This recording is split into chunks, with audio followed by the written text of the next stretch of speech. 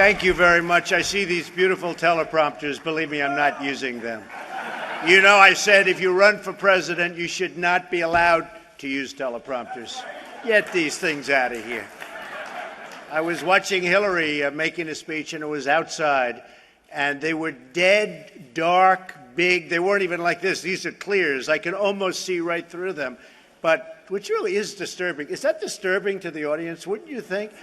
But hers, because it was outside, were black, and they were twice the size. I said, what kind of a speech is that? That's not a speech. Most importantly, I brought my Bible. Okay? And, you know, it's First Presbyterian Church, Jamaica, and this was written by my mother with my name, it's a long time ago, with my name, with my address, with everything. In case I lost it, somebody would return it. You know, in the old days, if you lost something, they returned it. Today, a little bit less so. But I saw this, and I said, I have to bring it and just show it because it brings back so many memories. It's really an honor to be here. And, you know, David is a fantastic guy. He's done an amazing job.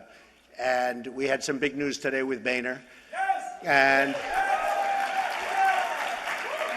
And you know, I've been saying for a long time, and I was just telling actually David, who said, by the way, I'm not a politician and I'm not politically correct, and I think that's a great thing. I just am so tired. I'm so tired of the political. I love this guy over here. Thank you. I'm so tired of the time and the effort of all of this. We don't have time. We have a country that's in such danger and such trouble to be politically correct. Every word is measured.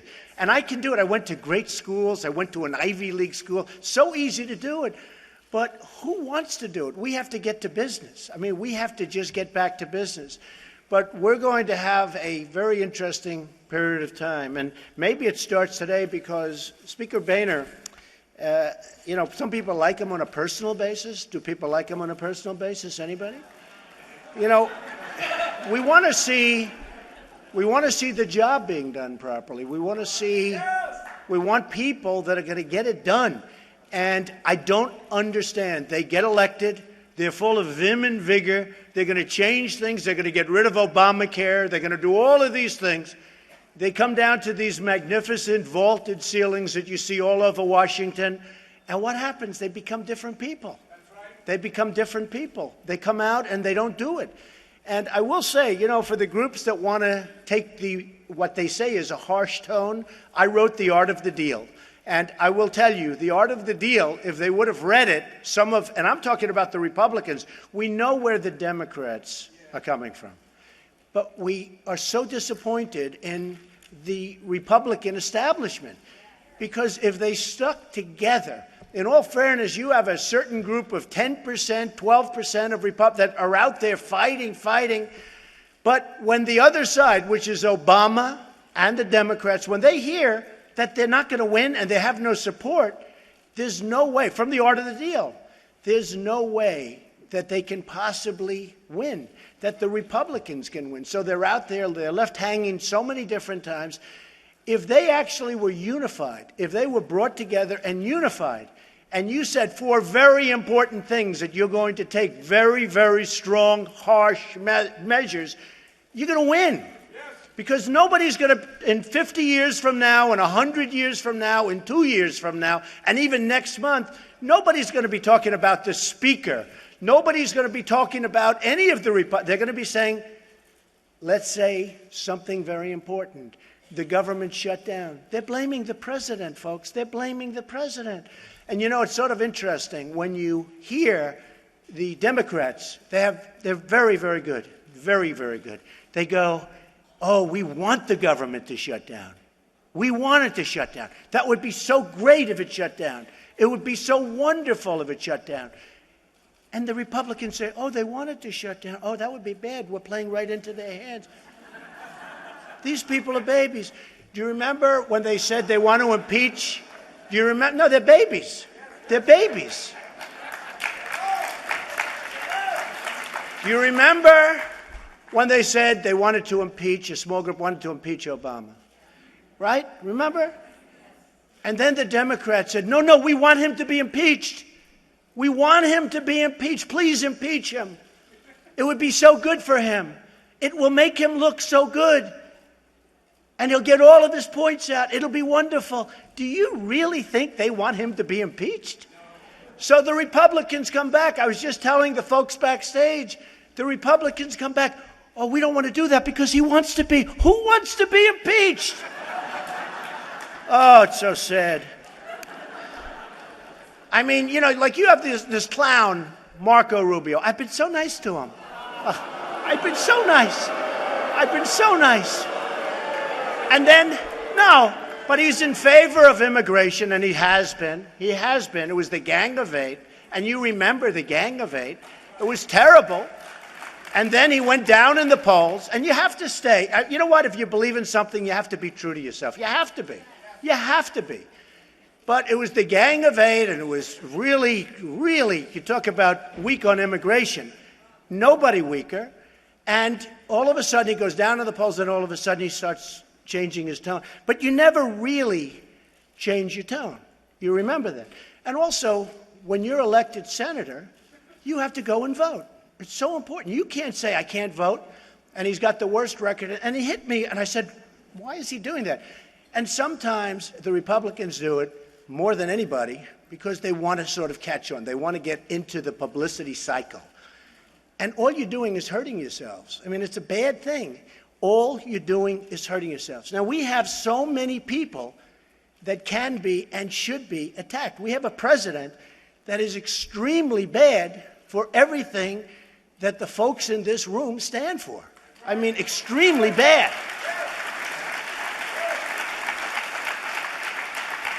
You know, freedom of religion, so important. We just don't see it. You know, you take a look at a thing like the Iran deal. We talk freedom of religion. Look at the Iran. How long is this whole thing going to last? When we have incompetent people, grossly incompetent people, negotiating these vital deals, like that deal, where 24 days and all, I don't have to go over all of the many problems with the deal. Even Israel is in such trouble with this deal. And you know, in that deal, probably it says, and nobody even understands what it says, which is a problem, but probably if Israel ever attacked Iran, we're supposed to come to their defense. Do we know that? Nobody's able to tell us what is going on with respect to that. If Israel has to, because at some point, something might happen. The deal is horrible.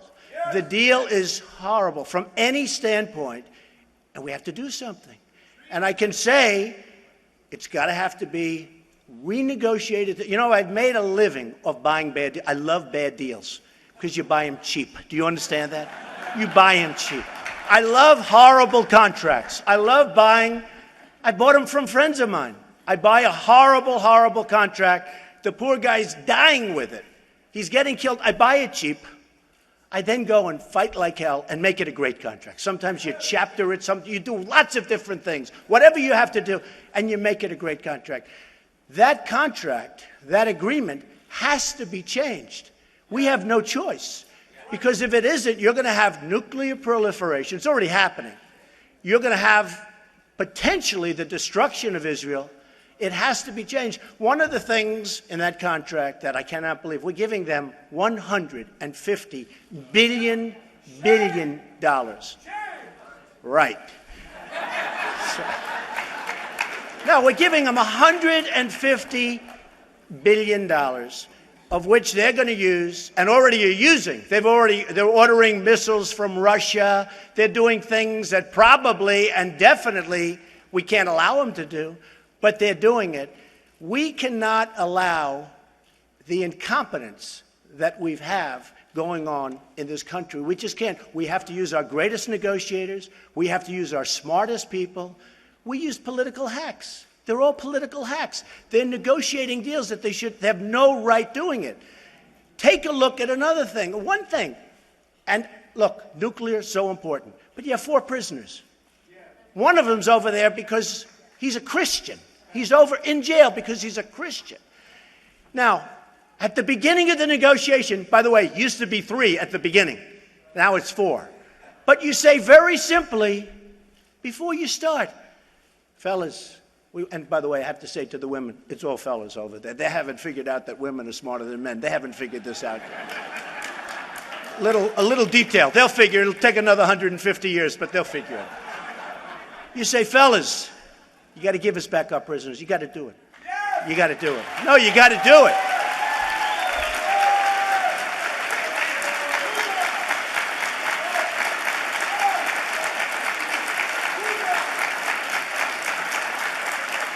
You got to give us back our prisoners. Now, they went to Kerry, who, as you know, broke his leg playing. This guy's in a bicycle race. Can you believe it? He's in a bicycle race. He's got the hat. He's got the emblem. I said, what's he doing? He was actually in a race. It wasn't just like, let's get a little exercise. Breaks his leg. This is our negotiator. All right, so he's in. He walks in. He walks in with crutches. They say, what the hell is with this guy? Is he crazy? We have to, very simply, as an example, that example, you walk in at the beginning, not the end. Not the end. You say, fellas, before we start, you have 4 prisoners. You don't want them. We do. Would send a great signal to the American people. It'll make the deal much easier. You'll make a better deal. It'll make it much easier. You got to give us back. If they say no, you take a walk because you know you're not going to get anything. You take a walk. You take a walk. And I guarantee you, as sure as you're sitting there, that within a short period of time, they call back, you have your prisoners. You have them. But here's the worst. It isn't even, and you need the right messenger. If I'm the messenger, you get those prisoners back. I'll tell you what. I'll make this statement. If I get elected president, before I ever get to office, I guarantee you they will be back. I guarantee. 100%. 100%. That's 100%. But you need the right messenger. And in the case of the prisoners, they never even asked. Can you believe it? They said, both Obama and Kerry said, we didn't want to complicate the negotiations. No, I mean, this was really a statement. We don't want to complicate. So it's time. I'm a businessman. I made a tremendous amount of money. Tremendous amount. It's ridiculous. I mean, I don't even believe it myself. You want to know the truth? I don't even believe it. I'm self-funding. I don't want to have the lobbyists and the special interests put money into my campaign. I'm turning down, by the way, I'm turning down millions of dollars. I've turned down millions and millions of dollars. I actually feel foolish because it's so anti-me. It's so like, it's not me. But I turned down millions and millions. And yet, you know, I was in Iowa 2 weeks ago. And I had a great audience. We've had just such great people and great crowds. And I said to the people, do you mind if I take millions of dollars? I promise you I won't do anything for the people giving me the money. Do you mind? And they all stood up and they said, no, no, no. It was really important. I didn't know it was going to be that important. Anyway, I think self-funding is great. I'm the only one that's self-funding. Everyone else, believe me, whether it's Bush, who, by the way, along with Rubio, but whether it's Bush or anybody, in favor of Common Core. I mean, think of it. Now, you talk from a Christian standpoint. You want local school representation. You want local. Common Core is a disaster. But you need people that really are tough and smart. You look at another thing, trade. That's what I'm going to do so good. I always say, I will be the greatest jobs president that God ever created. That I tell you. That I tell you. You know, people say, and actually, CNN did a poll, and I come out so high on that, on the economy. And by the way, like much, much higher, not even close. I come out the highest by far on that, and leadership. I come out high on leadership. And I come out high on really other categories. Then I say, if I'm so high on all these categories, why do we even have to have an election, right? Why? Why? But a woman stood up because I didn't do so well. You know, the one thing I was a little weak on, people were not sure I was a nice person. And I am. I am. I am. I am. I'm a giving person. I believe in God. I believe in the Bible. I'm a Christian. I have a lot of reasons. I love people. But the woman stood up. She said, Mr. Trump, I'm a big fan of yours, and I'm going to vote for you. But I don't know if you're nice enough to get elected. I said, I really think I'm a nice person, but let me tell you something. I really think this is going to be an election based on competence. Yes! We need now competence. And we have to have something. We need help. We owe China $1.5 trillion. Think of it. They suck our money out. They take our jobs. They do everything. And we owe them money. How does that work? Not so good. No, we owe them. It's supposed to be the other way around, right? Japan, we owe them the exact same amount, $1.5 trillion. They sell us cars, biggest boats you've ever seen coming into the harbors. You've never seen boats. I've never seen ships like this. They're loaded with cars. So they send millions of cars over here. We sell them beef. Beef. They don't want it. Half the time they send it back. They want to send it back. The farmers over there don't want it. So we take it back. That's not good beef by the time you get it back. I said the other day, no, I say it's aged. Now they call it Kobe beef, and we sell it for more money. You know, it's one of But you look at the imbalance. The U.S. trade, I mean, look at the U.S. trade. China, almost $400 billion a year. We lose. Japan, $75 billion a year. Mexico, they all say the fence. First of all, we're going to build a wall, and it's going to be a real wall, okay? If people like it or not, we're going to build a wall. And it's going to have a big, beautiful door, and people are going to come into the country, but they're going to come in legally. They're going to come into the country legally. And when people graduate number one in their class from Harvard and Yale, we don't send them out, and they want to stay in the country. You know, there was a case the other day I read about where somebody, great student at a great school, couldn't stay, from India, couldn't stay in the country, no matter what, and they forced him out. And he founded a company a few years ago in India, 5,000 employees, one of the most successful companies, an unbelievable job. We could have had him here. And we forced them out. Silicon Valley needs people. We all need people. But we force these incredible people that have been in our system for years. We force them out. They graduate, boom, get out. So we've got to be smart. We've got to be tough. We can't allow our veterans to be treated the way they're treated. They're treated horribly.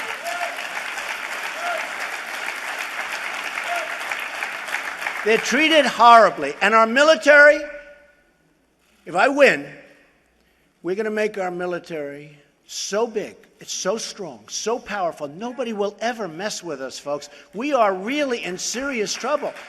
You have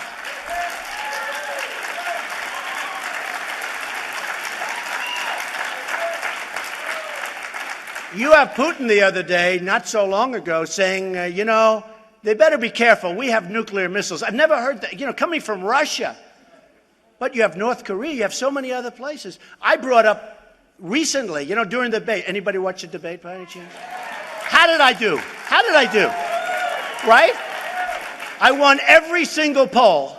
And yet these media people, oh, Donald Trump did. I won every poll. I won Drudge. I love Drudge. I love Drudge. But I won Drudge. I won Time Magazine. I won every single poll. Slate.